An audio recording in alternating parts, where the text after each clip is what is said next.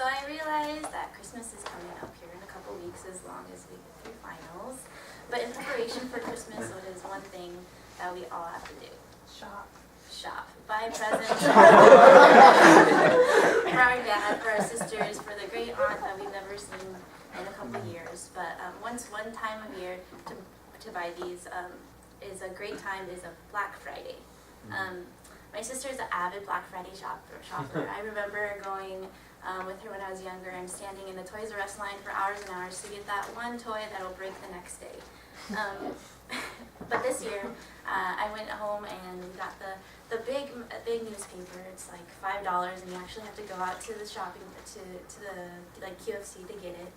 And I was sitting down with my nephew. I was just looking through the ads, and I was looking through like clothes and electronics, like something that he would even want to look at. And he looks up at me and he's like, "Auntie, where's the toys? Where's the toys? I want to look at the toys."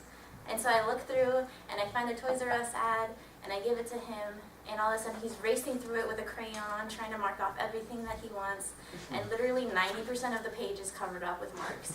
And he said, "I want the next one, where's the next one?" And so I grab another one, I give it to him, he starts doing it again. I said, "Hey, you know what, you should mark the things that you don't want. It would be a lot easier." So I realized that at this moment that, and kids are obsessed with holidays, like Halloween because you get candy, Christmas you get toys, and Easter egg maybe not, or Easter not so much because you get eggs from rabbits.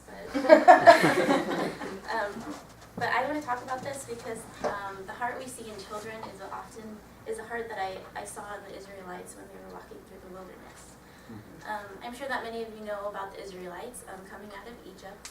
And the specific moment I want to talk to you about today is when they were going through the wilderness right after they got let out of Egypt.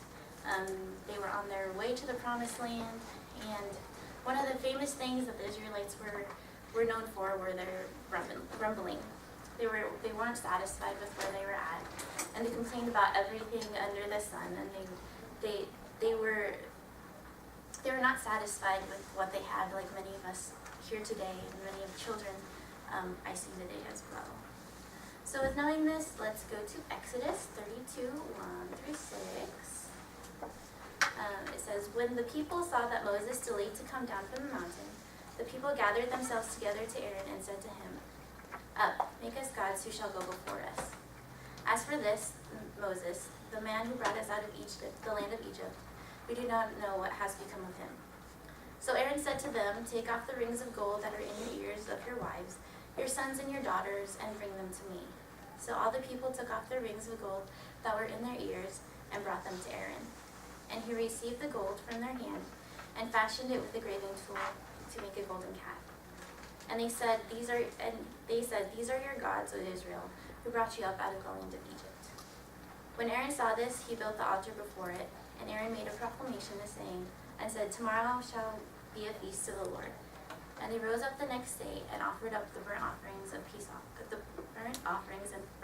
brought peace offerings, and the people sat down and eat and drink and rose up to play."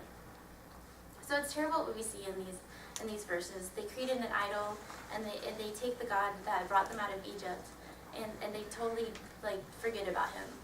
We often think, when I was growing up, I always thought, "Oh man, they're so mean. Like, how could they just forget about him? Like, they built a new God." But in reality, the reason why they created this idol, why they created this calf, was because their mediator was gone.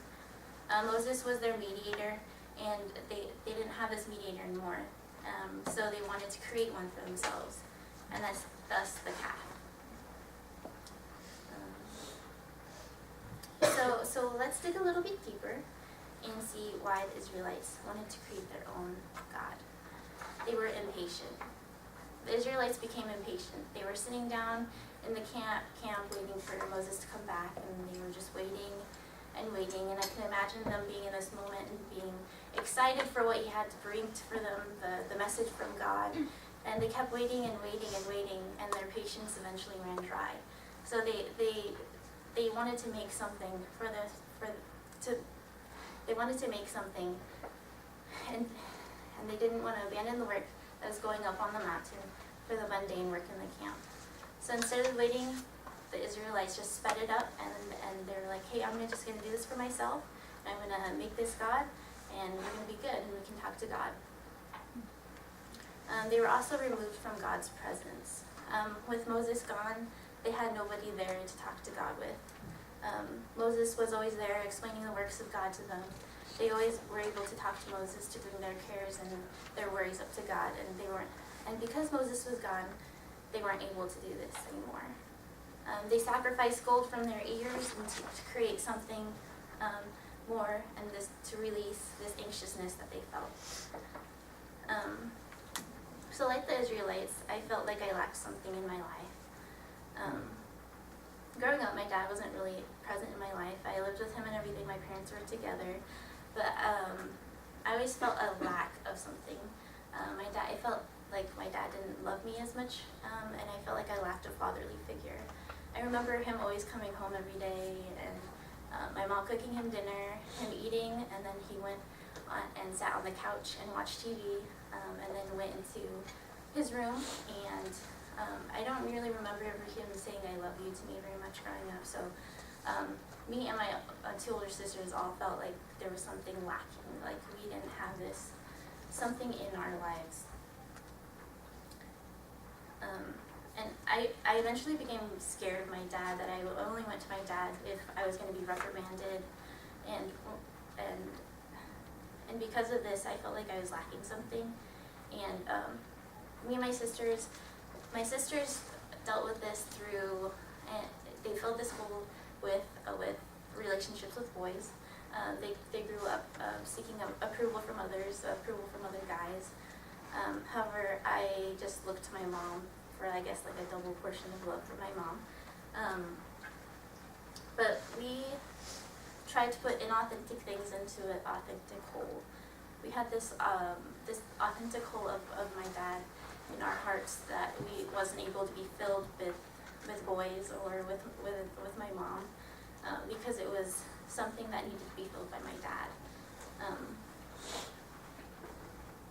So similarly, the Israelites had to take this generic, inauthentic piece of work, and they tried to make a messenger of God to fit into that place. But obviously it's not going to work because it's inauthentic. They couldn't fill the gap, and they felt as if if they succeeded and made things worse, they made things worse and completely ruined everything. So how do we fix this? One thing I wanted to point out is at the end of this chapter, Moses comes down from the mountain, and he's disappointed from his people. He reprimands his people, and he says, "You have sinned a great sin." Later he goes back to the Lord, and he says, "God, I don't want these people to die in their sin. Please forgive them. If not, please blot me out of the book of life." What a great sacrifice Moses had for these people. He wasn't even a part of the sin at all, but he was willing to sacrifice himself for them. So today I'm here to tell you that we don't need Moses to be our mediator anymore. We don't need to make ourselves the golden calf. He stepped into this world with no sin, and he had nothing to do with our sin at all, but he still stepped into this world and sacrificed his life for us. So I know the Israelites probably remind yourself you remind yourself of the Israelites, and they remind me of myself as well. I am sometimes in these moments when I feel removed from God, and I am dry and I'm thirsty. I get tired and anxious, and I wonder if God has completely abandoned me at all. I know the struggles and the triumphs he has brought me through, but I fail to trust in what he has for me, and staying true to the one God, I fall astray, and I begin to find comfort in the things that I believe will bring me closer to him. I pray long hours, and I feel like maybe this time I will be able to get closer to God.